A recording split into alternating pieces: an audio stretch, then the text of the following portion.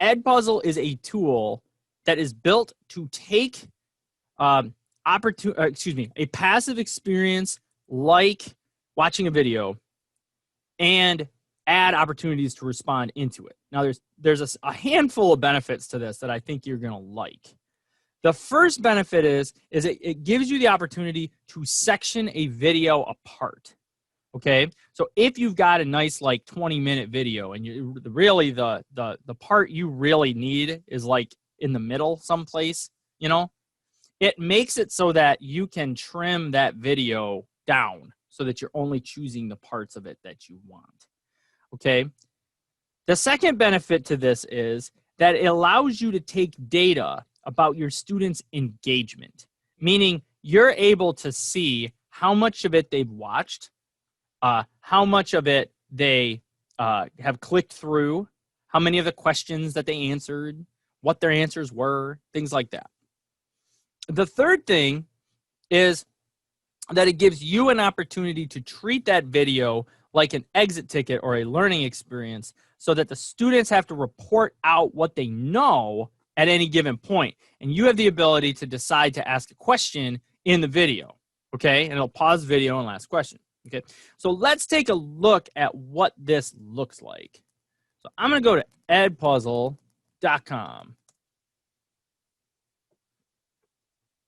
Now,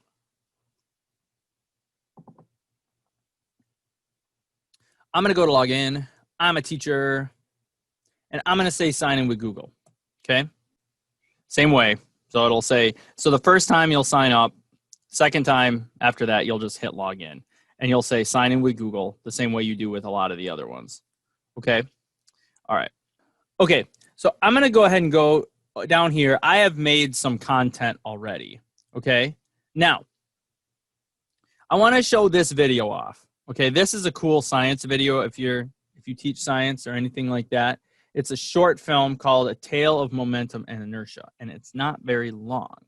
So let's watch this and see how it goes.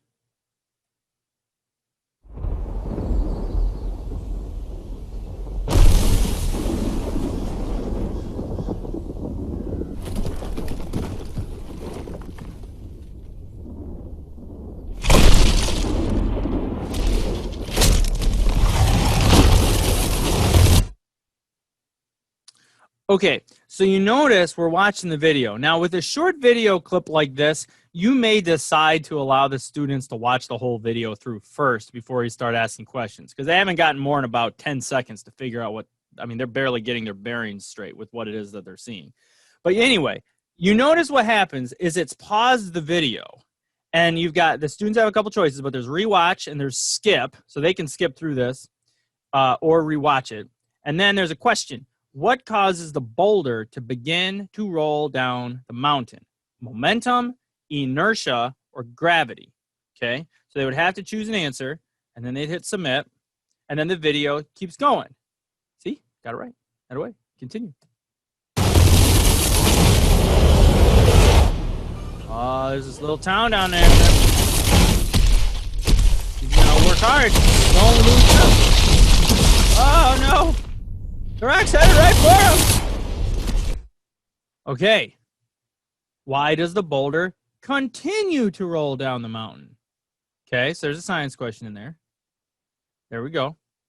All right, now the video. Play.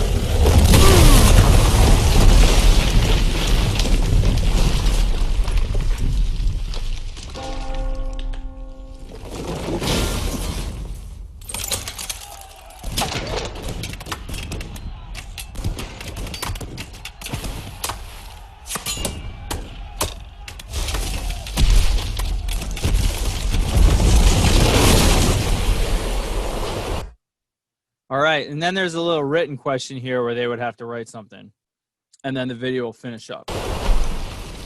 So that's your basic garden variety EdPuzzle. You take the YouTube video, you put it in there, you chop it up with questions so that it becomes, instead of just a passive activity where the students are just watching, it becomes an active activity where the students are having to do that. Okay? All right. Now, let me show you how to make one of these first. And then we're going to talk about how to share one of these. And then we'll talk about what it looks like after that. Okay? All right. So over here on the side of the EdPuzzle, you're going to see my content. Now, when you first go there, you are not going to see anything because you will not have made anything. And that's okay. All right? Now, when you go home before we make something fresh, and I would recommend this as much as possible, you notice that there's lots and lots of stuff that's already made. Okay, so if you, let's suppose that you are studying, maybe you need to teach something on the American Revolution. Okay, there's going to be lots and lots and lots of things to pick from. So you notice that there's already a variety of things to pick from built into EdPuzzle, built out of YouTube. Okay, you can say see more, and there's many videos that you can pick from, and they just keep going. Now, some of them, what you're going to see here is how many questions. This is how many questions there are, or how many stoppages there are in the video. And this is how long the video is. So this is an 11-minute video with 18 stoppages. Okay, that's a pretty intense commitment for a student. But this one is 3 minutes and 50 seconds with just one stoppage. You might find that that's a little light. And so you can go through here and look and kind of see there's 8 minutes with 8 stoppages. Okay, there's 12 minutes, but it doesn't appear to be any stoppages. So maybe they just use EdPuzzle to just chop, rather than actually adding anything. This appears to be a screencast by a teacher, because you can see that's a Google Doc. And so there's all sorts of these things to pick from. So if we go into this one that's 11 minutes with 18, you click on that, and it will not only show you the video, but along the timeline, it'll show you where the stoppages are. If you click on that, it'll stop the video at the spot it stops and show you what each of the opportunities are. You can also get at that. Come on, get out of there. You can also get at that by clicking on these, by looking at these over here. So a minute in, there's a multiple choice question in. A minute 24 in, there's another multiple choice question. Minute 32, there's another multiple choice. So you can look at it and say, okay, these are all multiple choice questions, which you may like or you may not like. That's totally up to you. Okay. It also shows for the same video. Maybe you really like the video, but you don't like the way this person set up their questions. You can see, oh my goodness, there are 2,800 other EdPuzzles that have been created for that particular video. Now you're going to run into that with Crash Course. That's what you're looking at here. If you're not familiar with Crash Course, it's amazing. The guy does, John Green, I think is his name, does just an outstanding job with this stuff. But so because he's popular, you're going to see that lots and lots of people have made their own. So you can click through these and see if you want to look at 2,800 different versions and find the one that matches exactly what you need. At some point, people start making their own, because looking through 2,800, you're just like, I may as well just do this the way I want it. So let's go to my content. And let's suppose that you got a video that you really want to work with. So let's suppose that it is a Schoolhouse Rock video. Okay. What you're going to do is you're going to go up here to add content. Okay. And that's how you're going to make a new thing. Okay. So you're going to say, create a video. Now, you're going to have to pick your video. It's going to show you some generic YouTube videos. Okay. So you're going to see more, and then you'll search. Okay. So here's this video. Right now, as you can see, it just plays the video. There's not a lot of content in there. Okay. So I would go up over here to edit.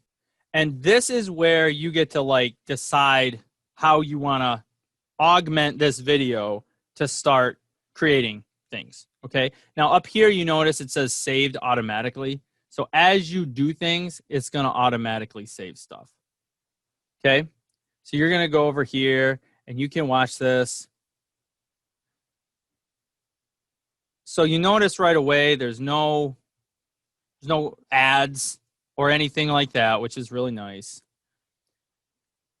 You can add cuts. A cut is just basically I don't want sections of the video that aren't relevant. I want to cut things out. So maybe I don't want to really work with this bill, or I don't want to work with this video until right about there. Okay? And I would add a cut. And you click that button. And you notice now you've got a cut in this video. So you can drag this way or drag this that way, and it would snip out a piece of the video. Okay, so if there's a bit of the video that just, you're like, we don't need to watch that part because it distracts from the point or something like that, then you have the ability to make that edit. Okay, now I put it back together there because I dragged them back together like that because it figured that I had made a mistake. Okay, now you can voice over with some videos, not all videos. Okay, so you can see like here, voiceover is now blocked to comply with YouTube's terms of service. Okay, that's just the way that goes. And I haven't messed with the voiceover much anyway. That's a fairly new feature. But questions, this is where the fun begins. Okay, so you would watch this video and you're gonna see it go here. And suppose now you want to ask a question. Okay, so you click this and you type your question, and then you can type your choices in here. Add another answer choice, choice 3, add another answer choice, choice 4. Now, you've got editing features up in here. So for you math teachers who may need an exponent, or for you science teachers who may need a subscript, that stuff lives in here. So you have that ability. If you want to include a link, you can. If you want a hyperlink in there, you can. I'm not altogether sure what why you'd want to do that, but you could. You could make a picture. So like for those of you who are working with students whose literacy level may not be all that great, you could have the answers be a picture. Choose which one. And then this is an equation editor. So if you're teaching math or science and you need to use an equation, you could do that too. Okay, I haven't messed much with that, but it opens up the whole bevy of equation-y looking things, and you could build an equation answer. You could also down here, you notice you could add feedback. So if the student chooses this answer and you want to give them automatic feedback, like, hey, way to go. And then down here, maybe this is constructive and you ask a follow-up question designed to help them learn things. Okay, extra question. There we go. Okay, so you could do that, for all these if you chose to. It depends on how much time and energy you want to put into that. Okay, and then over here is where you choose the right answer. If you want it to do the self-grading bit, which it will if you want it to, this is where you choose the right answer. So maybe that one's the right answer, so you put the green checkbox. It's possible that could also be a right answer, so you can set more than one right answer. And then the green X's would be wrong answers. Okay? And I don't know exactly which or how many answer choices you could choose. I've only ever messed with 4 or 5, but maybe it's possible that you could go more than that. Okay, and then you click save. And then now you see that little teardrops there, lets you know that video has been chopped up. Okay?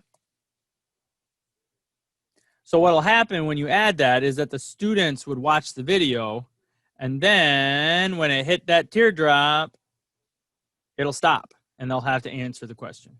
This isn't what they'll see, this is what you'd see. Okay? Because it won't tell them which one's right. That would ruin it for them. Okay. So then if you want, you drag this along. You don't have to watch the video, but you drag this along until you want to add another question. And you could do open-ended. Okay, and that's just an open-ended question. Same thing is true. You've got all your editing features there. Okay, and you hit save. And then, and so you do this as many times as you need to. For a 3-minute video, I might consider 4 stops, 5 stops, depending on the content. Okay, you notice I played a 1-minute video and had 3 stops with that little cartoon about the guy with the rock guy. You also can add just a note. So you don't have to add a question. You can add just a note. And at this point, you can record that as well. Okay. So in general, that's how you take the video. You'll go and search, find the video that you like, click edit, and start adding your stuff to it. Okay. When you're done, you'll hit finish. And now you see it's called I'm Just a Bill, Schoolhouse Rock, ! And it's got my name under it. Okay. Signifying that I have done a thing. That's the thing I have done. 3-minute video with 2 stops. Those are the stops. One of them was multiple choice and one of them was open-ended. Okay, and then remember the multiple choice said, why does the bill want to get to Washington, D.C.? And the other one was just an open-ended question with an audio note. So down here, you can choose whether it's public or private. If it's public, that means it's going to be searchable. Okay, I would not want this particular one to be public because it is not good and not meant to be good. So I wouldn't want people looking for a good video to waste their time looking at it.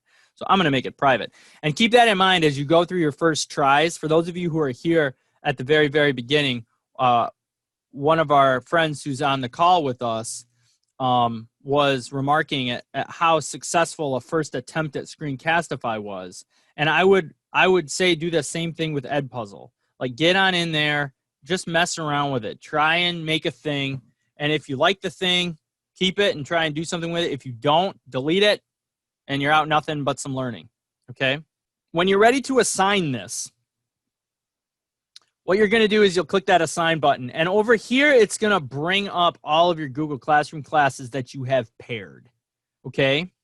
Now, I don't see the ones that I've added. This is obviously something that I have done from a while back. So I want to add a new class. And some of you may not have classes in there because you haven't paired this before.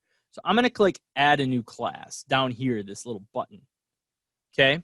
Now, because you paired it with your Google account, your school Google account, it will be able to get into your Google Classroom page. So you can add a new class this way, or you can import a class, which is what you would want. Okay, so naturally it's going to bring up something that looks like this. But if you go over to import a class here, it'll bring up your Google Classroom. And when you click on that, you notice it brings up all of your classes. These are the channels that you could look through, all the different places you could look for content. And that might be your first best option, is to look for content first rather than making it, just so you can get a feel for what it looks like when you assign one of these things.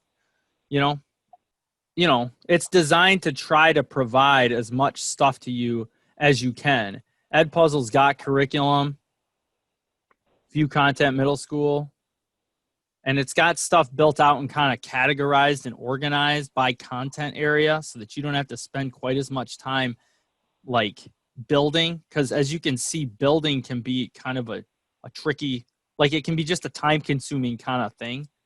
So like let's suppose that we're going to do some, I've done some science examples. Let's look at math stuff. Okay, so you've got like order of operations videos, slope intercept form videos, graphing, function notation, all these various things. But the same thing is true. It's giving you the number or the length of the video and the number of the questions. Writing equations in point slope form. I mean, I don't know why you've got to add engagement to a video like that. It's exciting enough already, but you can take a look. You can see that there's like a 2-minute intro. And it might just be like a Khan Academy video that's been decked out. Read the problem. What's the slope of the line? And so write the equation of a line with a slope of 3. That's just a simple reading comprehension question. Are you still paying attention? Kind of deal. Okay. Please get it. Please get it. Please get it. Please. Yes. Top math. So anyway. So when you're ready, once again, I would go up here to My Classes, and let's walk through that process of pairing your Google Classroom with it. You have parental consent for your students to use EdPuzzle, but if that's a concern of yours, I would talk to your building principal and get clarification on that. Okay? Google Classroom. It's going to ask for these permissions. Yep. That's the account I want. It wants to do all these things with Google Classroom. And it's going to be editing stuff. It's going to push stuff right into your Google Classroom. including grades if you wanted to. Okay. Now I'll say, let's suppose I'm going to do professional learning with Andrew. It'll import that class, and as we found out, it might take a second to pull some of that over. Okay. But now I've got, it's pulled over all my students. It knows who my students are, and I'm okay showing these because none of these people are grown-up people. Okay. It doesn't have any assignments yet because I haven't assigned anything yet. Okay. No due dates to worry about because I haven't assigned anything yet. Let's try elementary school this time for our elementary school friends. And say we'll view by subject, and maybe we're going to do, ooh, let's see what they got for phys ed. All right, so let's suppose that we're going to choose this dance video here. So when you click assign on this, it would say assign to a class. If you've got multiple classes that you pulled over, like your first hour, second hour, third hour, or whatever, just choose the one that you want. And then you got some options over here. Start date. If you want to set a due date, you can. Hey, folks, I need this thing done by whenever. You can set a time on that also if you want. I need it done Saturday at noon. Okay. You hit save. Post on Google Classroom, yes. Turn on closed captioning if it exists.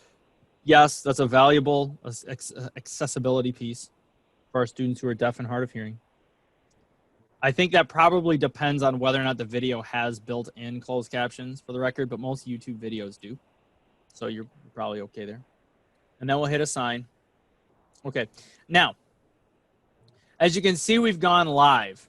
Okay. So all these people just got assigned a dance aerobics video. So, you know, it's the way it goes sometimes. But what that looks like over in my Google Classroom, you notice now it's added something that's due. So due Saturday by midnight. And then since I set my, remember, I set my settings according to the norms so that it hides classwork notifications in the stream. So in order to go find this, I'll have to click over in classwork. And I'll have this untopicked, that's a word, video assignment from EdPuzzle. Okay, so there's the video. 0 have turned it in. 16 people it's been assigned to. If I want to go in there and edit that, I can. I can set points on it. I can update the due date. I can add it to a topic, so we'll add that there. Okay, if I need to add additional instructions, I can. Then I can hit save. And now I've updated that so it's only available to the one person who is aware of what's going on. And anyway, so go ahead. I'm sorry, will it still be visible to all learners even though it's only assigned to one? Nope. So at this point, it would have been visible for that like brief 40-second window that it was assigned to everybody. And when I went in there and deleted it, well, changed it so that it was only visible to the one person. If they go in now, they won't see it. Now, if they're on mobile or an iPad or something like that, where it's pinging them with notifications, it probably would have pinged them and said, "Hey, Andrew Schauber just assigned a new thing." But then when they went in there to look, it wouldn't see that. Yeah, I got a ping notification. Are you gonna do the dance aerobics, Chris? Yeah, definitely. Perfect. Good. I found it to you. Perfect. Thank you. It's worth 100 points. So. Ooh, I don't want to miss out on that. Miss that one. Yeah. Rough way to start the year. Okay. Yeah. So in general, that's EdPuzzle.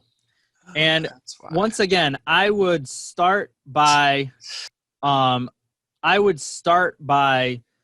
searching and looking rather than like having to do too much building right away.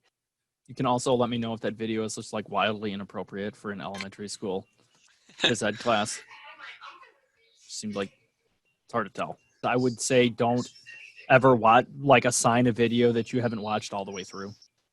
Just good standard all-purpose advice. if you're if you and your students, like if you're comfortable enough doing this, just assign it to your students at the tail end of a live lesson, and let them try it and say, hey, I'm going to push something to Google Classroom. You guys click on it and see what happens, and just see how it goes. And do, like I said, do it at the end so it doesn't disrupt like the entire lesson. But, what's the worst that can happen? And you're going to learn a lot from just doing that. Can you create an EdPuzzle from a video you filmed yourself? Yes, you absolutely can. So when you go up to content and you go to my content, there we go. And then you go to add content. There's two things. You can create a video from a video that already exists, or you can upload a video. The video would need to be in your Google Drive, of course, but if you can get any Screencastify video is going to be in your Google Drive. So in theory, you should be able to pull a Screencastify video into EdPuzzle. Google Drive. Check out the permissions. It wants to go through folders and open files. It's fine. That's what I'm going to ask it to do. So then, oh yeah, this is cool. I like that video. So you notice it's looking for .movs, .mp4s. Oh yeah, there's the Screencastify video I made right there. So if you make a Screencastify video, it looks like that'll upload fine. This video is cool. This one I made as a time lapse of some candle wax that I had melted, cooling. And because it's a time lapse, you get to see what the candle wax looks like. Now, it's going to take a second to pull this in. There it is. So now I can click on this. And this is a short little video too, but it's a time lapse of a jar of candle wax that I took. And you can see it starting to cool. But so that's something that we could make an EdPuzzle out of. Now, you've got the Gradebook.